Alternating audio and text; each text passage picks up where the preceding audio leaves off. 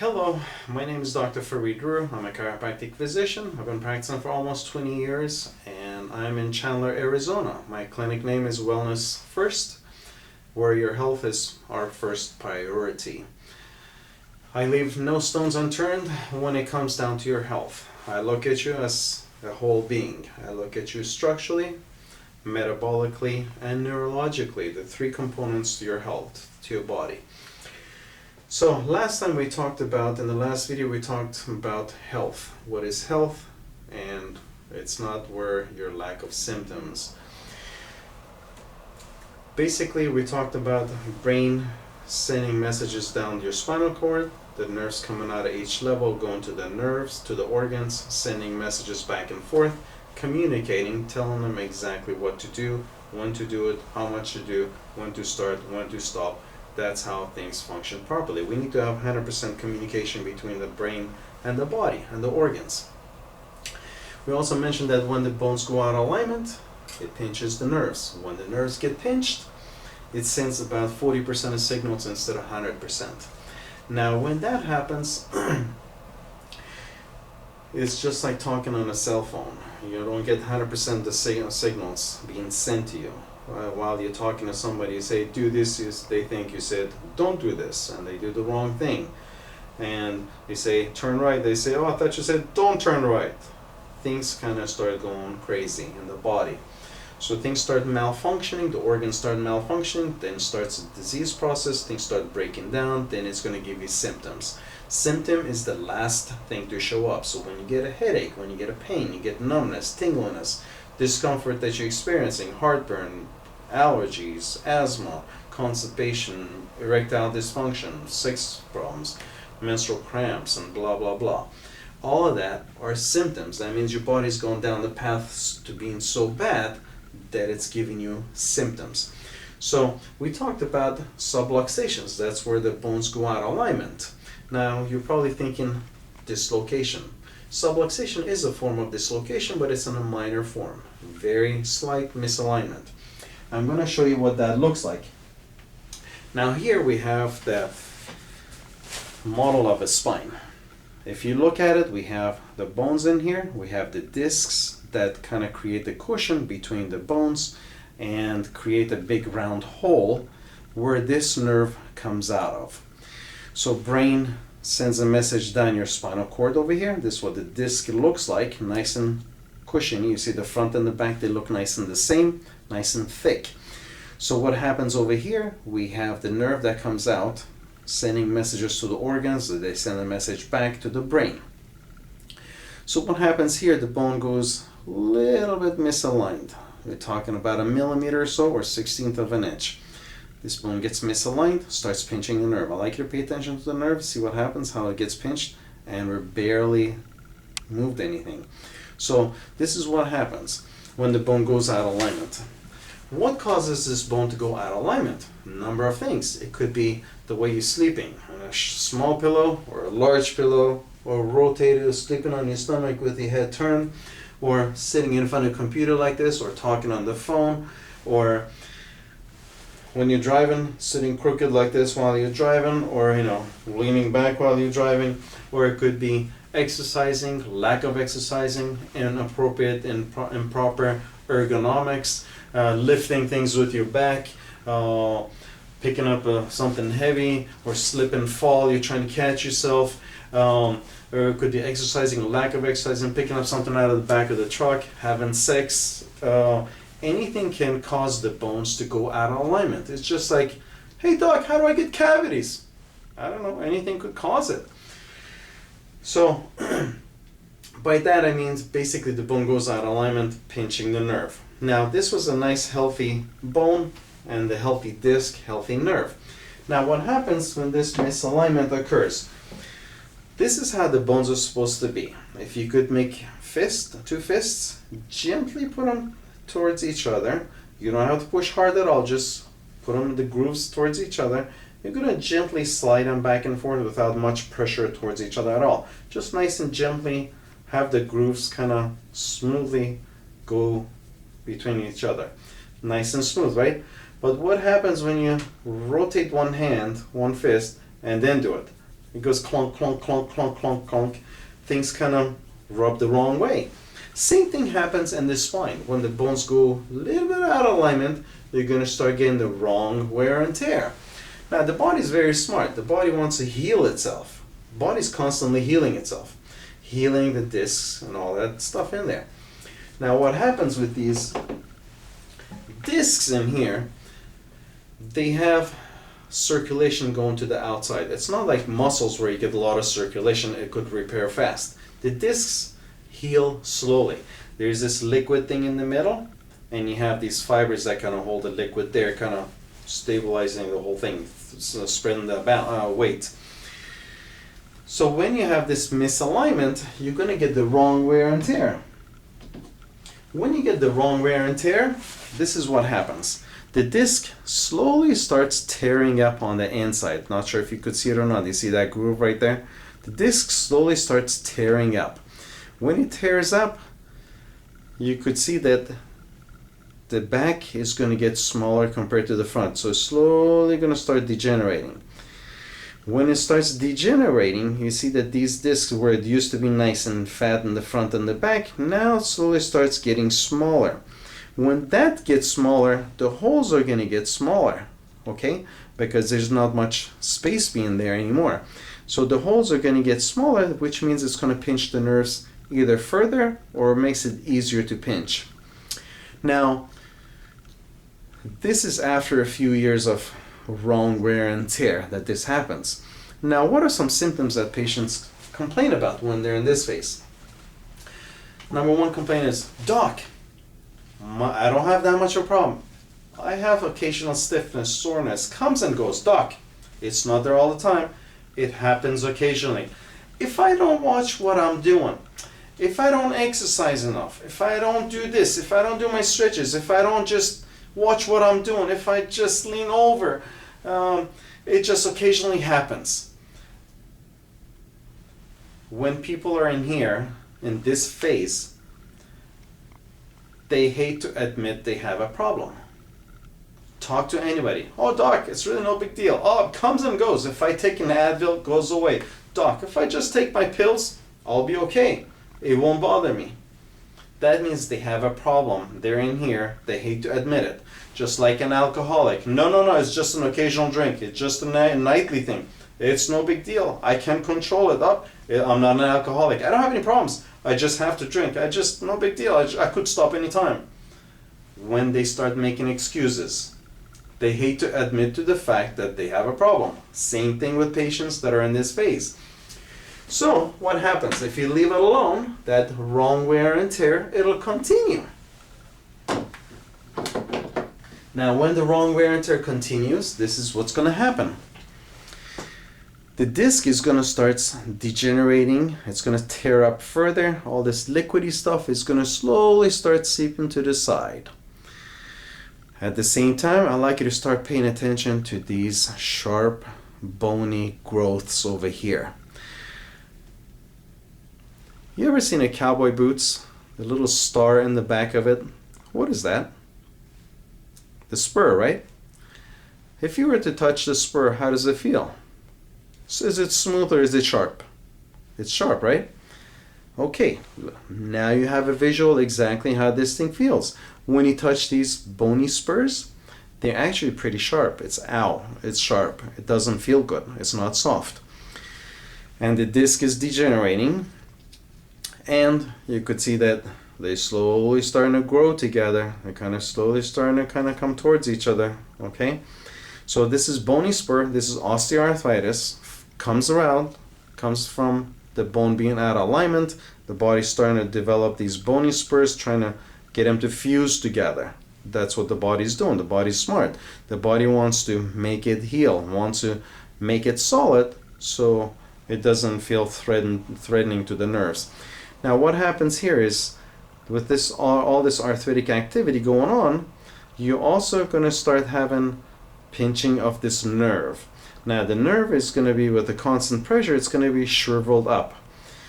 The same thing happens with this spinal cord. It starts to put some pressure on it, and over time it's going to start shriveling up on you, because with all the pressure it's just going to start dying on you.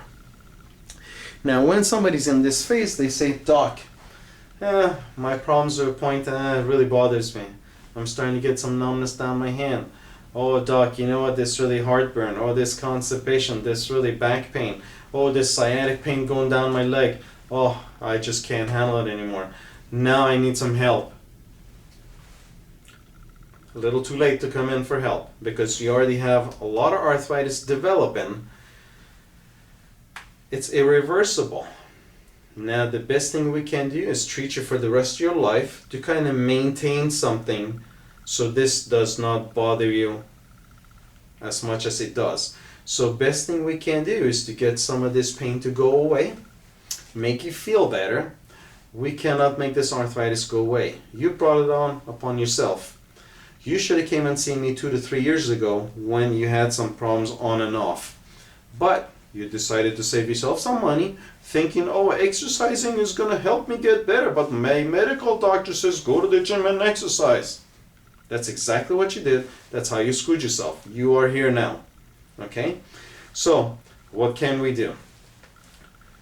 Now, one thing is, sometimes again, some patients come in, we start working on them, they start getting better. Oh, Doc, I'm better. Oh, symptoms gone. I feel so much better. Everything's fixed. No, no, no, no, no. You think it's fixed. It's going to take some time to undo this thing, to kind of rejuvenate the disc, to kind of put things back to proper alignment. The subluxation doesn't just go away overnight. With a few visits, it doesn't. It's kind of like being 100 pounds overweight, going to the gym after 2 days saying, oh, I feel great. Phew, I don't need to work out anymore. I'm in great shape. No, you're smoking crack. Same thing in here. So it definitely takes some time to get this thing conditioned better. Again, I cannot undo arthritis, but with proper care, corrective care, we can undo some of this degeneration on the disc. We can rejuvenate the disc to a certain level.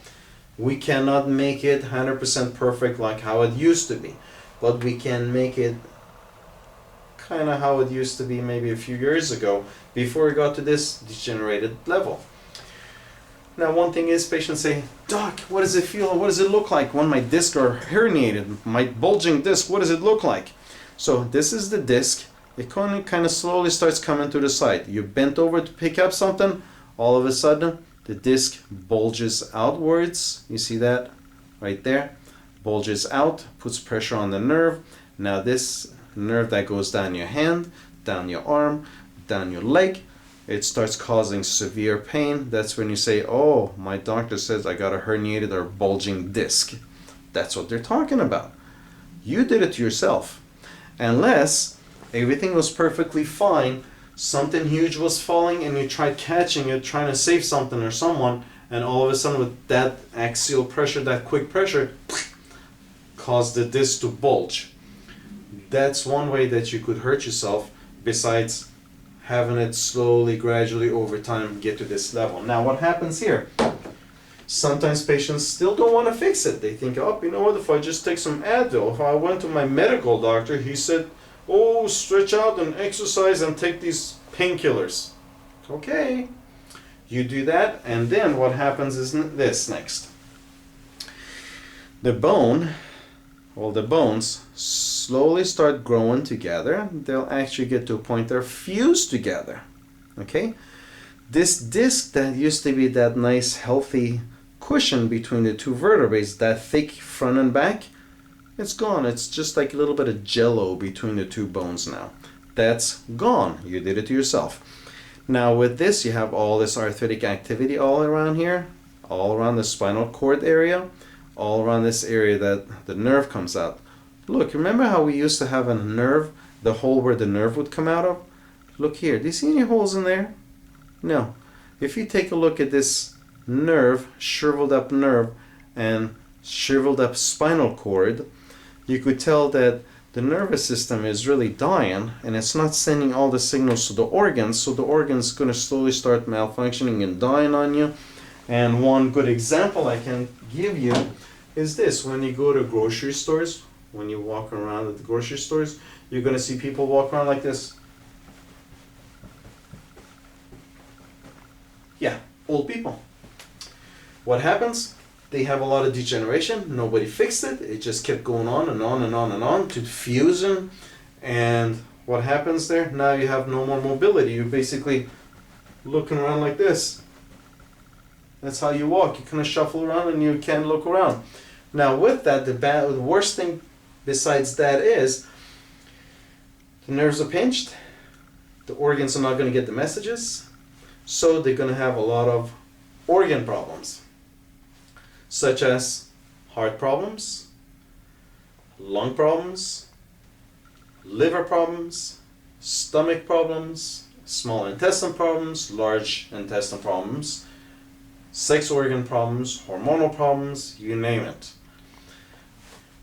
What do older people take a lot of? Pills. Why? Because, hey, this organ doesn't get the proper message, it's not functioning properly, so the doctor says, oh, Mr. Jones, here, take this pill, that's going to help that activate that organ a little bit.